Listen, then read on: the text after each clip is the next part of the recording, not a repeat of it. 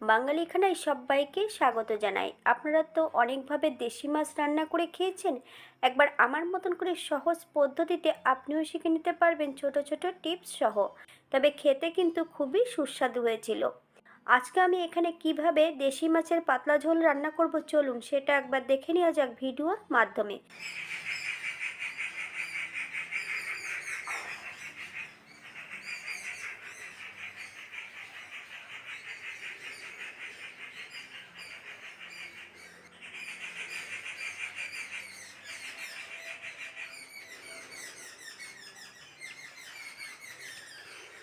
মাছগুলো আগের থেকে আমি কেটে নিয়েছি।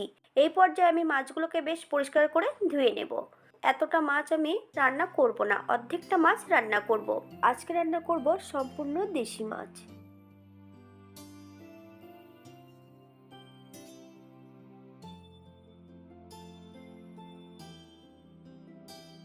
অর্ধেকটা মাছের মধ্যে লবণ আর হলুদ গুঁড়ো লাগিয়ে নেব।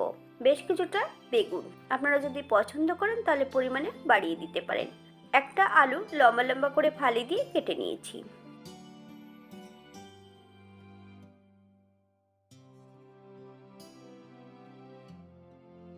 অপর দিক থেকে একটা কড়াইতে বেশ কিছুটা সাদা তেল অ্যাড করেছি। সামান্য একটু লবণ অ্যাড করতে হবে। মাছ ভাজার সময় যদি কড়াইতে লবণ অ্যাড করা হয় তাহলে কড়ার নিচটাতে মাছগুলো লেগে যাবে না। বেশ মাছগুলোকে উল্টিয়ে পাল্টিয়ে ভেজে নেব। আপনারা আপনাদের পছন্দ মতন মাছগুলো ভেজে নিতে পারেন।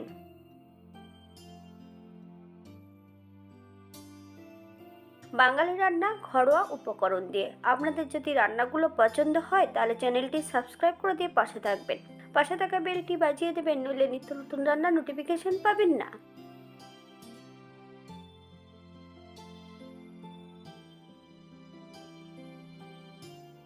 একইভাবে দ্বিতীয়বার আমি মাছগুলো ভেজে নেব।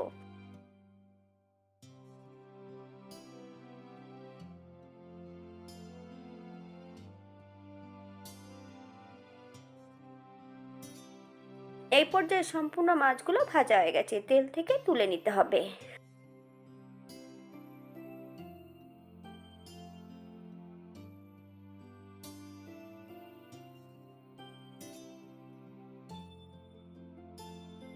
বেশ কিছুটা ডালের বড়ি আমি ভেজে নেব। আপনারা যদি পছন্দ করেন তাহলে পরিমাণে বাড়িয়ে দিতে পারেন। একই তেলে বেগুনগুলোও ভেজে নেব।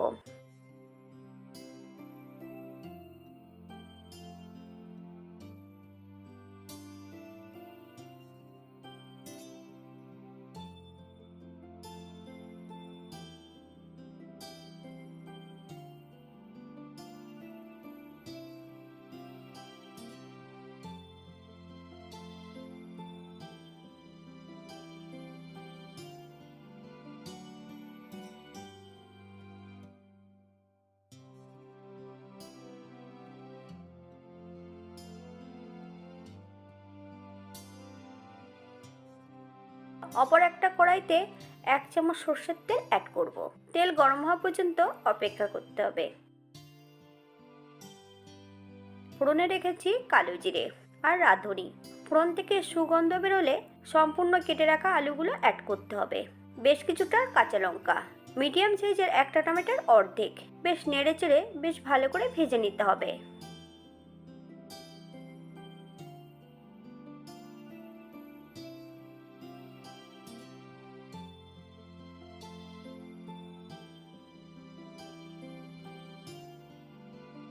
এক চামচ হলুদ গুঁড়ো, 1 চামচ কাশ্মীরি লঙ্কার গুঁড়ো, 1 চামচ লবণ, আপনার স্বাদ অনুসারে লবণ অ্যাড করবেন।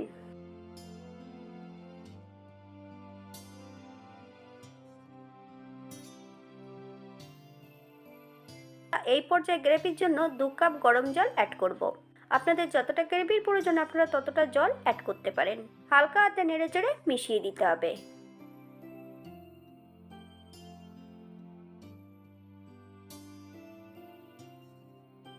এই পর্যায়ে অ্যাড করব ভেজে রাখা সম্পূর্ণ মাছ আর বেগুন। হাই ফ্লেমে বেশ কিছু সময় রান্না করে নেব।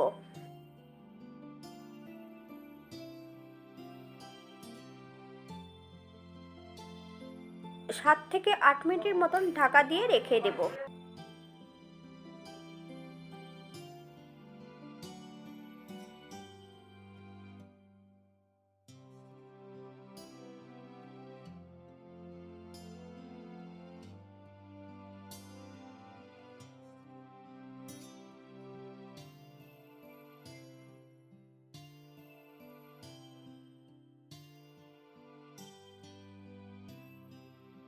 গ্যাসের ফ্লেমটা অফ করে দিয়ে 5 মিনিটের জন্য স্ট্যান্ডিং টাইম দেব, তারপর সার্ভ করব।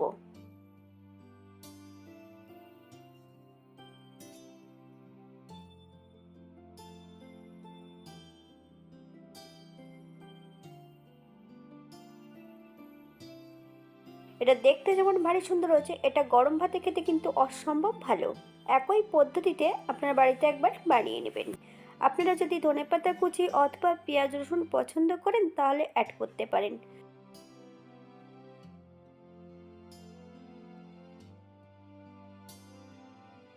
আজকের ভিডিওটি এ পর্যন্ত। সবাই সুস্থ থাকবেন, ভালো থাকবেন। অন্যদিন নতুন রেসিপি নিয়ে আপনাদের সামনে আবার আমি হাজির হব। নতুন ও পুরনো সকল বন্ধুদের অসংখ্য ধন্যবাদ ভিডিওটি দেখার জন্য। হাতে যদি সময় থাকে তাহলে একটা লাইক, কমেন্ট, শেয়ার করবেন।